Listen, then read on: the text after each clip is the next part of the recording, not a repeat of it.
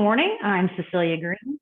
I'm the Senior Manager of Professional Development with Quality Matters. I have been with QM since 2012, and prior to joining Quality Matters, I was the Director of Distance Learning at a community college where I was very involved with QM.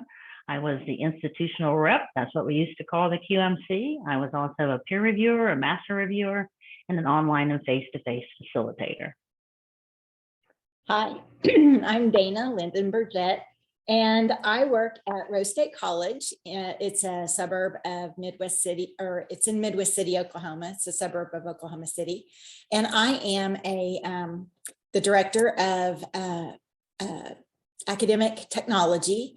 I've been the QMC for our state since I think about 2010. And I am also a master reviewer and a facilitator for QM. So this morning in our presentation, we're going to talk about Quality Matters professional development. And whether your institution is new to QM or it's not, it's important to work with your stakeholders to determine the best pathways to help you meet your quality assurance goals. Before you decide which pathway is right for your institution, you need to know where you're headed. What's your quality assurance goals, and how will you know when you've achieved them? Just an observation that I've seen over the years is it's very important that you have all your stakeholders included in these conversations. Once you've talked with everyone and you've answered these questions, then you're ready to select the appropriate QM professional development pathway to help you develop a quality of culture. There is no one right pathway that an institution has to take, but there are several that I'm going to talk about this morning. And so if the majority of your faculty are new to online teaching, then you may want to start with the new to online teaching pathway. The workshops in this series will provide a foundation in online learning and provide faculty with a framework to develop an online course plan. The pathway includes a webinar, best practices for online learning, a roadmap to quality. And during this webinar, they'll learn about best practices for online design, the differences between face-to-face and online, interaction, student engagement, and more. This is a good way to introduce everyone at your institution to Quality Matters. Once faculty have attended the webinar, they'll move on to the Teaching Online and Introduction to Online Delivery workshop, where they will explore the basics of online course delivery and student engagement.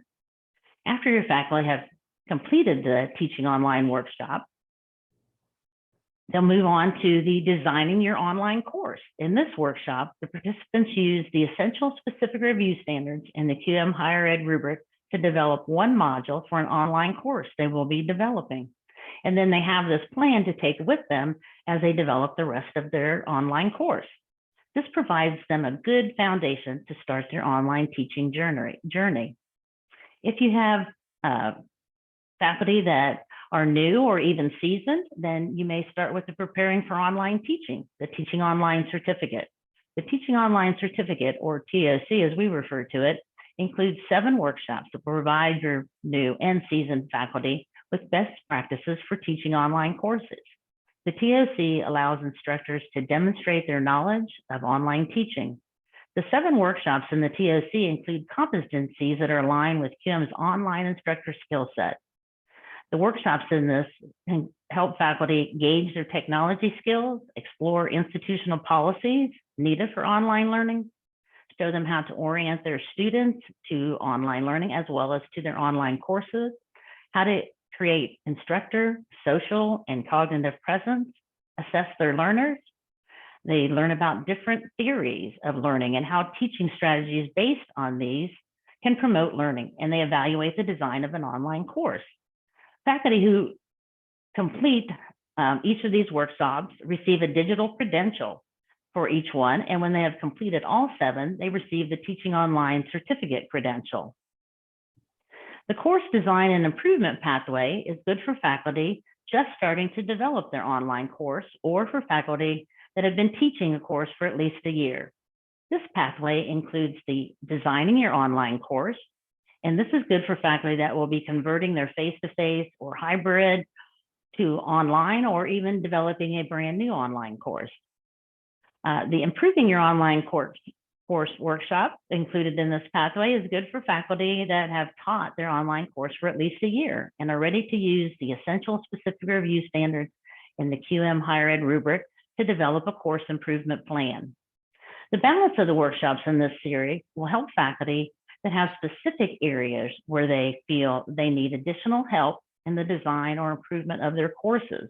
So for instance, if they need help with accessibility, QM has the Addressing Accessibility and Usability workshop. If they want to learn more about creating measurable learning objectives or alignment, or using their, make sure that their instructional materials and technology align with their objectives and assessments, we have the Connecting Learning Objectives and Assessment workshop, as well as using instructional materials and technology to promote learner engagement.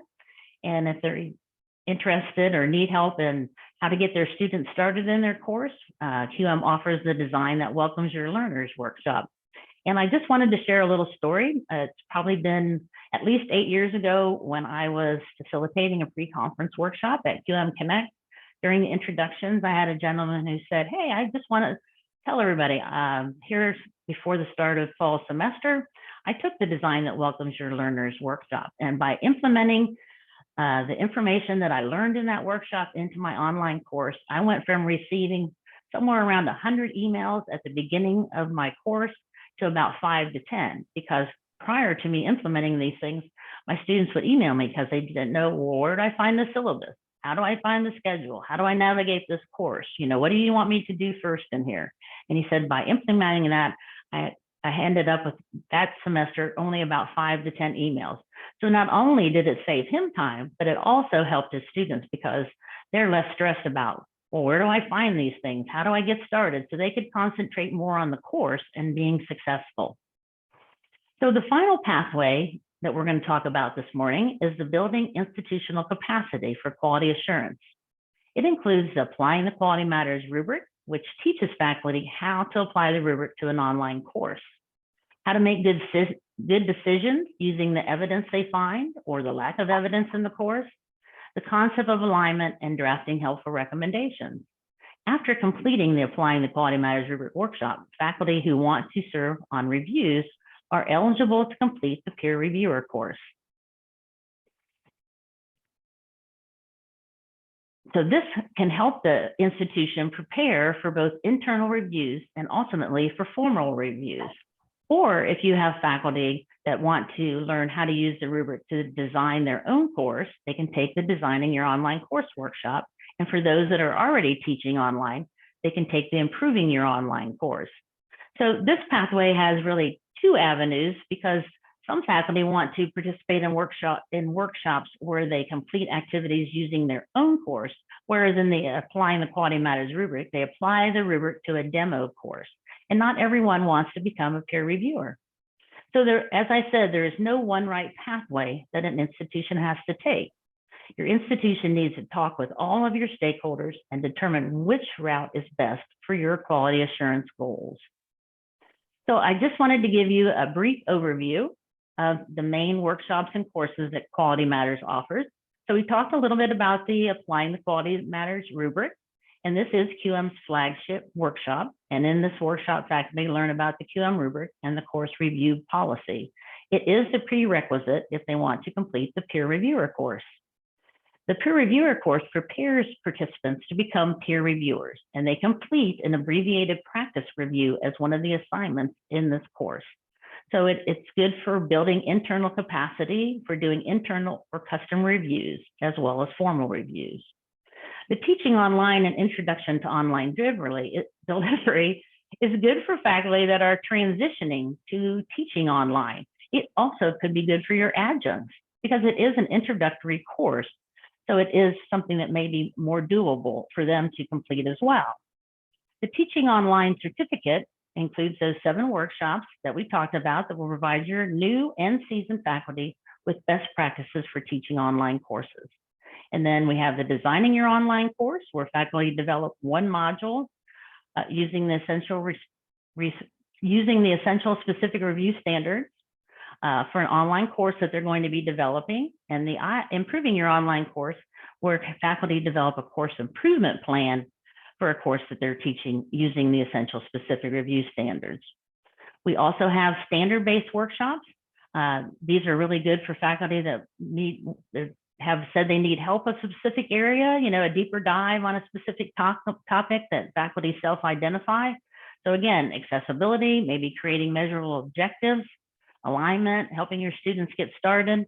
And then also the institution can run a report and see what are the frequently missed specific review standards in our internal reviews, custom reviews, or formal reviews. And so if you determine that those frequently missed specific, specific review standards are, say, 2.1 and 2.2, maybe you would ask your faculty if they would like to complete the Connecting Learning Objectives Assessment workshop. So we have lots of different workshops to help you. And so you can always select your own pathway once you've determined what your goals are and strategies and how you want to meet those. You don't have to use the pathways that I have talked about this morning. But once you've decided, then you also have some other options as well. So maybe you want to offer an independent session. And what do we mean by independent? Well, it's a dedicated session for your faculty and staff at your institution or system. And to offer an independent workshop, which you can do with your full or system membership, you can offer the Applying the Quality Matters rubric workshop. You need a certified facilitator, and they have to be certified in the modality that you want to offer. And we actually have face-to-face and virtual. So a certified face-to-face facilitator can facilitate it both face-to-face or virtual.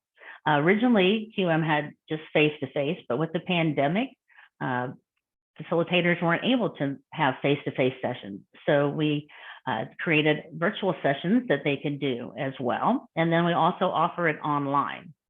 If your institution purchases a supplemental license, you can offer the Improving Your Online course and the Designing Your Online course, as long as you have a facilitator that is certified in the modality that you want to offer those workshops as well.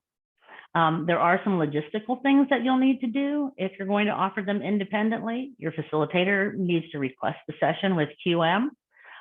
You need to enroll your participants or ask them to re-enroll. You'll want to advertise the session to your faculty and staff, as well as to affiliate members if you're part of the system. There is a small technology fee if you offer the independent workshops online. For face-to-face and virtual, there isn't a fee, but you are required to purchase workbooks for the face-to-face sessions, as well as you need to either purchase the materials or you can print those materials yourself and put the packets together, but you would still be required to purchase the workbook. So these are much lower cost options to complete those 3 workshops. But you can also have your faculty take public sessions. QM offers public sessions all through the year. We offer APP workshops, APP QMR workshops on Tuesdays, as well as the peer reviewer course. The teaching online certificate workshops are offered on Wednesdays, and typically our standard base and facilitator certifications start on Thursdays. So there's a lot of different choices for faculty to make. They can choose the date they want to start. They can choose the modality. We offer most of our workshops, both online and virtual, so they can pick whatever modality works best for them. You don't have to handle all those logistics. You don't have to put it, request a session. You don't have to get a room on campus if you're doing face-to-face. So there's less that you have to handle, no printing out materials. And what's nice is it also allows faculty to talk with their colleagues in the workshop as well from other institutions and see how they're doing things too. And then we also offer dedicated. So if you have a group of faculty or staff that really want to learn more about accessibility, you could contact QM and we would put together a dedicated session for you. And you again can do it either face-to-face, and we will send a facilitator to your location to do the workshop. You can do it virtual, or you can offer the online version. So you can put together a cohort for the teaching online certificate. We've had quite a few institutions that have had a group of faculty go through all 7 workshops together.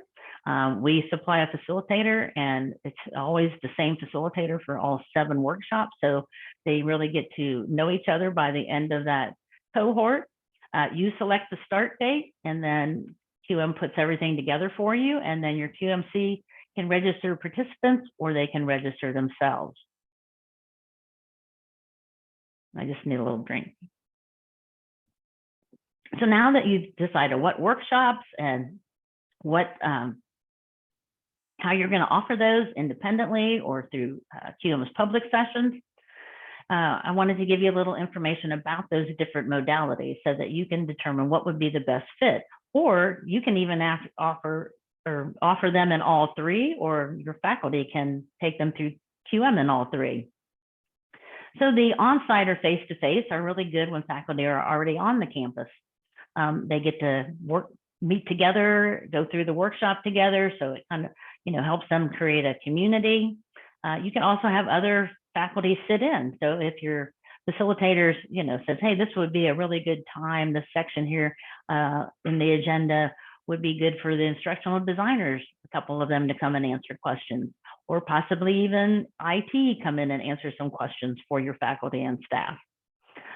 Again, you do have additional logistics. You have to schedule the room. You have to decide if you're going to provide snack in the morning or lunch. Some of the workshops are full day, so they will start at 9 a.m. and go till 4:30 in the afternoon. Again, purchase the workbooks, purchase the folders or create the folders yourself. And then if you have a dedicated session, a face-to-face session through Quality Matters, there are additional travel costs for the facilitator that comes to your institution. With the synchronous virtual, these are really good when faculty are not on campus, say in different parts of the state, country, or even international. Faculty need to be comfortable using Zoom and need to have reliable technology. They need to be there for the entire session. And they need to be able to dedicate a half day or a full day to attend the session. And it does allow them to see what it's like to be a student in a synchronous course, which I always think is good for faculty because, when they've developed it, they know what it's all about. They know what's going to happen, but they really need to see it from the student perspective. And then we also have asynchronous. So this allows the faculty to spend more time. Most of our workshops, we have are 2 weeks, but there are a few of the TOC that are 1 week long, and then the peer reviewer course is 3 weeks long. So it can spread out that information that they're learning. They have more time to complete the activities and turn those in. And what's really nice though is that they get detailed, specific feedback from their facilitator. So it may provide a little better foundation for them when they take the peer reviewer course. And it also lets them see what it's like to be an online student. And it's good when they have really busy schedules. Some faculty may not be able to take off a half day or a full day to attend a workshop. And again, it's good if your faculty aren't on campus, if they're in different locations around the state, the country, or the world. So some things to think about when you're selecting the right professional development. So, again, we go back to your quality assurance, Quality Matters implementation goals. You want to make sure that the PD aligns with those goals. The specific needs of your faculty and staff. What are they looking for and how will those align with your goals? And again, think about what format is best for them. How much time do they have? What the rigor, it is a little bit more rigorous to take the online because they are actually submitting the assignments to their facilitators, and the facilitators then provide them with robust feedback. Again, is the PD aligned with your institutional efforts? Maybe you're getting ready to start an accreditation. And have you done a needs analysis? So we have found that faculty and staff are more likely to engage and benefit from professional development that's targeted to their needs. And you can do a needs analysis, send out a Google form to your faculty and staff and ask them to identify, areas that they feel they need improvement in, or do they need help with accessibility? Do they need to learn more about alignment? Are they just beginning to teach online? So they would really like to take a professional development that will help them to do a better job of teaching online. And you can also run that data report on those frequently missed specific review standards and see which ones are being missed the most often in your internal and custom reviews. So now I'm going to turn it over to Dana from the Oklahoma system, and she's going to talk to you about how they've implemented some of these things in their system. Yes, hi, thank you, everyone. Uh, The Oklahoma system is a little bit unique. I just kind of wanted to share that we kind of got started through a grassroots kind of effort. We started with like 5 or 6 institutions, all kind of got together. We all had our individual subscriptions, and we realized that we could kind of merge and become a system and share those expenses and save a little bit of money and also help us get to some of our goals. And as we got together and started talking, we realized that although we definitely have goals where we have to meet state regents expectations and our accreditation bodies and all that, and the ultimate benefit of having a quality design is the students, we realize that if we focused on our professional development and helping our faculty understand how to design an online course and consider designing with intention, that would help both sides. So as a system, this is where we focused. We focused on just working with our faculty and what can we do for professional development first, and then we started expanding into course reviews and more types of services. Okay. So Cecelia, you can advance. Okay, there you go. So for our pathway, really we just were learner focused and student centered design. We really wanted to help our students. And again, we realized that an improved course design equaled greater student success. Definitely retention, as Cecelia mentioned before, from the story of the faculty member that took the Welcoming Your Students course. We've also realized this is if you have a high quality design and especially can welcome them in, yes, it does save faculty time, but our greatest benefit, and Cecelia mentioned this, is that the students know where to begin. It does reduce frustration. It sets the tone for the whole course. So students are much more likely to stay in the course and continue with the course than if they get stuck at the very beginning trying to figure everything out. A lot of times they just don't stick with it. And we are a community college, so we have a lot of students in high school with our concurrent classes, as well as some younger students and returning students and adults returning to the education environment after several years may not have had an online course before. So that improved design truly does help with student success. Okay. So as a state institution or a state system, we started out because we've been around for a while. The first workshop that we could offer was the APPQMR. In the beginning, it was just face-to-face. And Cecelia and I have shared stories about having to travel around the state to do all these workshops. And it was great. I mean, it just helped get the culture going, get conversations going. Faculty didn't know quite where to begin, and it just gave them ideas. But as soon as the IYOC was available, we jumped on that too. And that probably is still today, probably our most popular workshop is the IYOC. It works fantastic if your faculty have no background in intentional design and thinking through their course design from a learner perspective. The IYOC is just a fantastic workshop. Our faculty really enjoy it.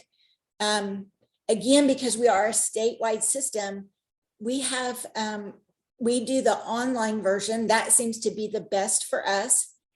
We stick with the standard 2-week option, which works wonderful. But our faculty really seem to come away with that with some great ideas. They seem to be very excited because it's a 2-week session and they get information that they can use right away. They leave that workshop with a design plan for their course and or an improvement plan for their own course, and they like that. So that's a fantastic workshop. And I love the fact that although cohorts at the same institution work wonderful too, I have to be honest, and I find that our faculty seem to maybe bring their A game a little bit more when they know that there are faculty from other institutions that are present as well.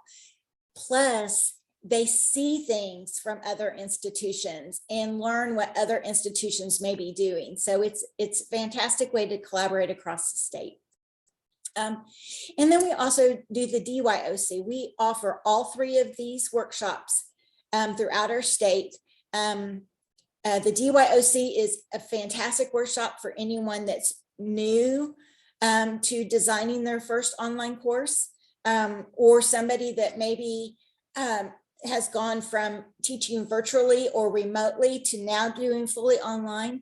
It's just a fantastic way to get them to think through things just a little bit differently when it is a fully online course, or a portion of the course is fully online, such as in a hybrid environment. So all three of these sessions are fantastic for our system and helping create those pathways for faculty development, but we also get some other benefits as well. I think that's the next slide. Okay, so what we have realized is that when we do our own independent sessions, we train facilitators throughout our state. We started out grassroots, but now our regions are supporting it, and we've got a central place where everybody can register and pay. So we can control the length of the session and the timings of the session. We can make them work around our semesters. So we offer all three sessions 3 times a year. We offered them more in the beginning, but as more and more faculty went through the sessions, this is great. We don't only expect them to come to our sessions, but that is just a way that our pathway is kind of save some money for the institutions.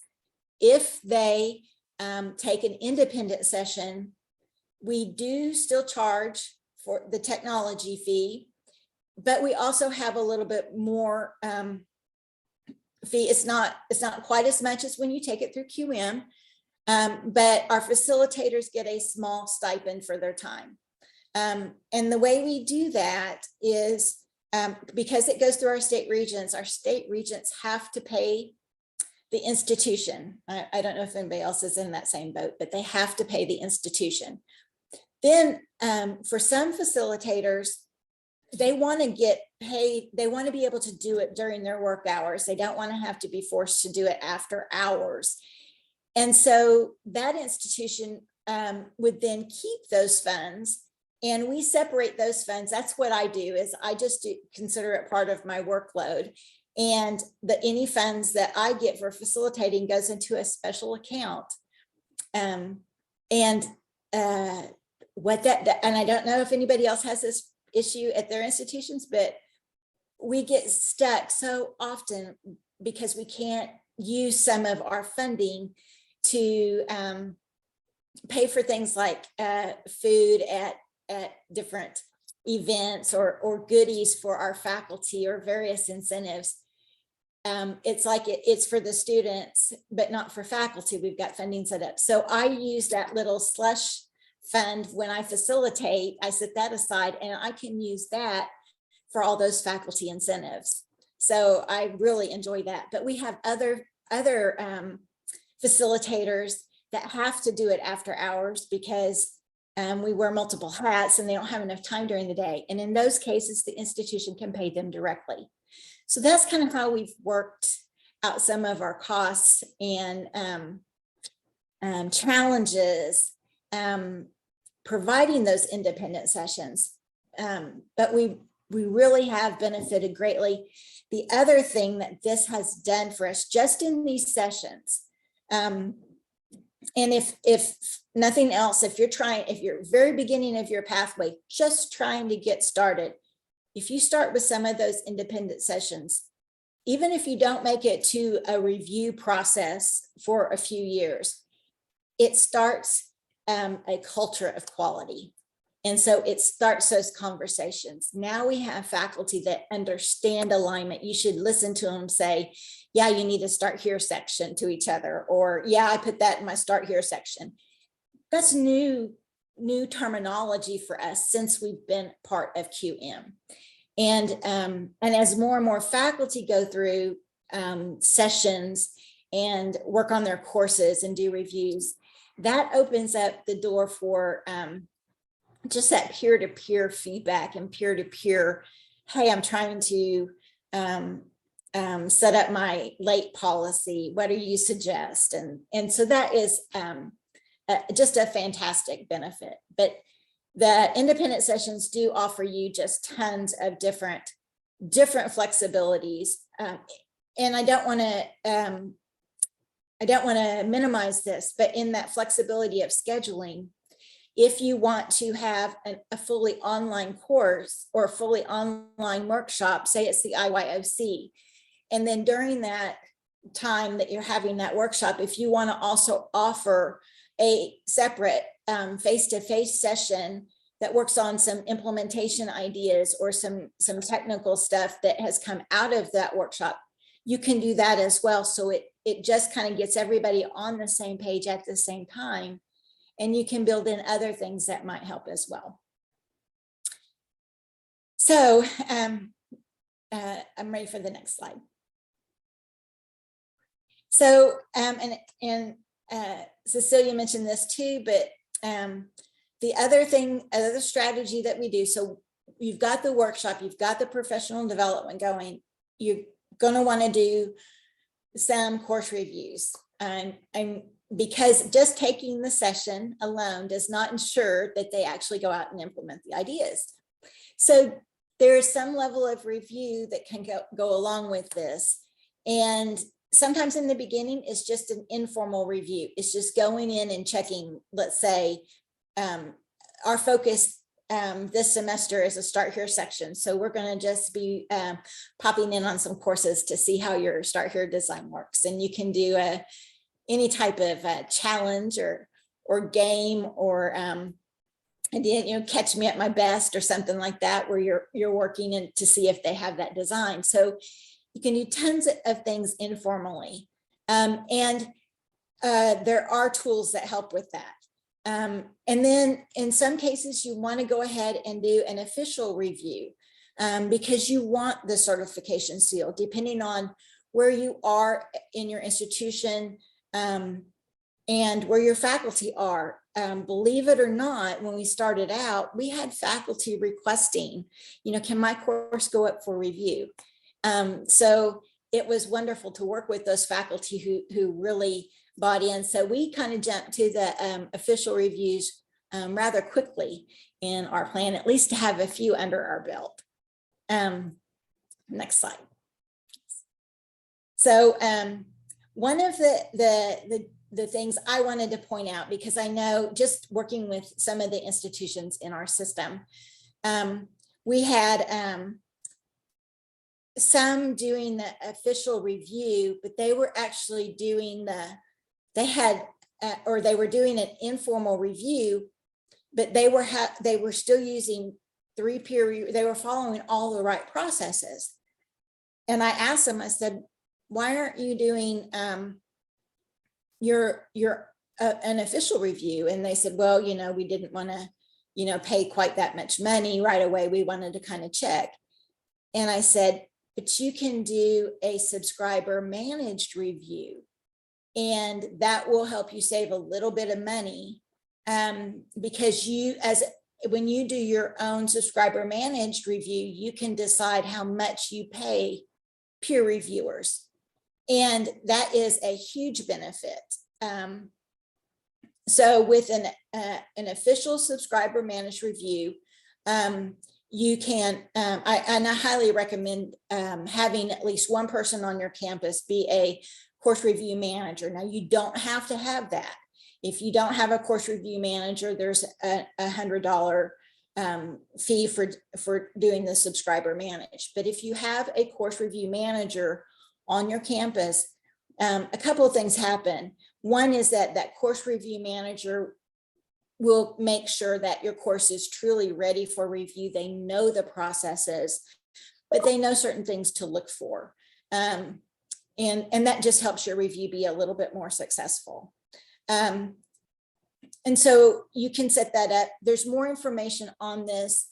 If you are a QMC at your institution, you should have some of this in your QMC training that explains some of the differences, but don't forget that this is such a benefit.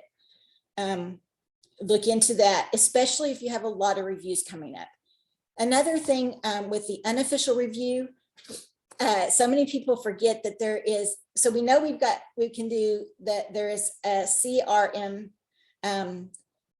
as tool that helps with an official review process, but there is also a MyCR for a custom review. And we did have several institutions that started out, let's just help our faculty meet the essential standards. And so they did a custom review where they were only looking at the essential standards. We've had another institution that had some stricter standards than what QM did. So they built their custom review with the QM review as the basis, but added in certain expectations that were unique to their institution. So don't forget that the custom review option is available. It's a great tool to help you kind of get your feet wet with reviews or kind of get started in that direction. It also is a fantastic, pre-review activity, or you can even use it for some fun professional development. So you can do that also with the CRMS tool. You can start a self-review at any time.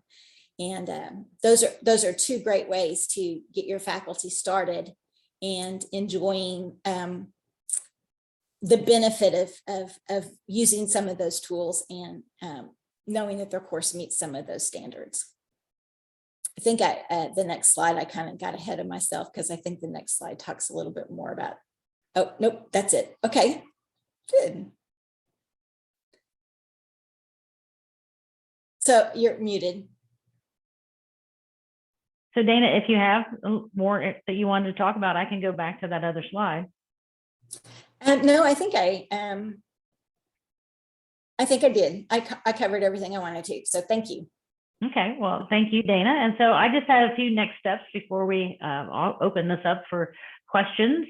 So just think about, when you're deciding what PD you want to take, what's going to work best for your institution and meeting your strategic goals in terms of quality assurance. Make sure you communicate with all your stakeholders. I really want to stress that because it's very important that everyone is involved in determining what professional development you're going to take at Quality Matters to help you meet your quality assurance goals. Take some time and look at the QM website. There's a lot of great information out there. All of the PD that we offer, the professional development we offer, has a PD page, web page out there where you can look at the description, learning objectives. It'll let you know if there's any prerequisites. It will also tell you an approximate time that it may take to complete that. But you want to be very careful when you look at that approximate time because, it may take you more or it may take you a little less, but it just depends on, a lot of different variables, like how familiar are you with Canvas's learning management system, because that's what we use at QM, and how, familiar are you with online learning, so there's just a lot of different things that may you want to take into effect when you think about how much time it's going to take you. And then you can also reach out to Nancy Regis. I'm going to give a shout out to Nancy. She's in the session with us today, or Amanda Harner. Nancy is our professional development registrar, and Amanda Harner is our associate registrar. So they're really good that you can reach out to them and talk to them. They'll be more than happy to help talk to you about the professional development that we offer at Quality Matters and help you determine what's the right pathway to help you with your quality assurance goals and strategies. And so just reach out to one of them.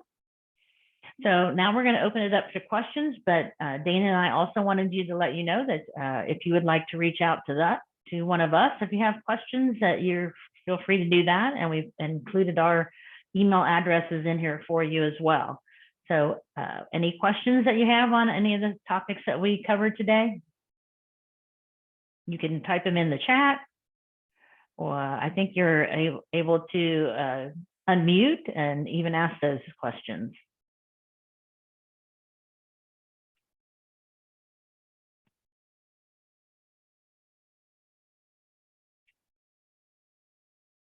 And I see Nancy's posted in the chat. She has given you her email address that you can reach out to her.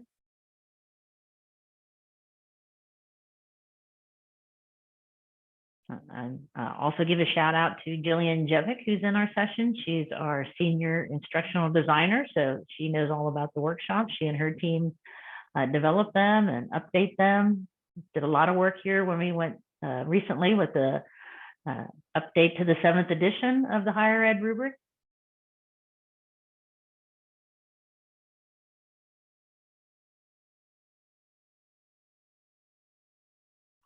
Well, Dana, we must have done a fantastic job and covered everything. So they have no questions about Quality Matters professional development and what it's like to be a system lead and how you guys have worked on that. Well, and that's just fine. And if, like I said, you've got our emails. So if something does come up, or if somebody is watching this later and has a question, you're more than welcome to email myself or Cecelia with any questions. Thank you so much, Cecelia and Dana, for sharing your expertise. There's so much information, just chock full of information in this presentation. And thank you for sharing your own personal experiences with the Oklahoma system, Dana. So yeah, if you have any further questions, please feel free to drop them in the chat. And Cecelia, I don't know if you wanted to share any documents in the chat. Yes, Yeah. thank you, Liz. I am going to upload Okay. 2 documents in the chat. One is a handout of the presentation, as well as then some links that QM has helpful, links to different things on our website. So I will upload both of those.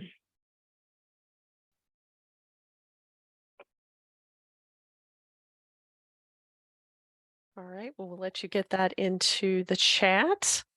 I'm going to go ahead and stop the recording for the moment, but I also want to say thank you so much for sharing with us today, and say thank you to our speakers, and we will see you in the next session. Please feel free to grab that link that Cecelia is going to put in the chat. And well, Liz, yeah, there seems to be a issue here. It only gives me an option to do Dropbox, OneDrive, Box, okay. SharePoint. So It's probably because will... it's so big. So I think there's probably a location on the app where you can share documents. So we may be able to go in and put that there. So yeah, so I'll upload them where I uploaded my presentation, because I was able to upload it to the event site. So sorry, everybody, perfect. but there are some documents that I wanted to give you some handouts, but for some reason, when I go down here to file in the chat, it only doesn't allow me to upload a document from my laptop. Perfect. And I just want to give a shout out, if you are interested in offering your own workshops, be sure and catch the session with Eddie and David about how to become a facilitator. That's going to be fantastic. Yes, and I think that's coming up in the next session. Actually, I see David kind of hidden in the participant list, but I think it's coming up shortly. So, all right, well, thank you all so much for coming, and we'll see you in the next session. Thank you. All right, thank you.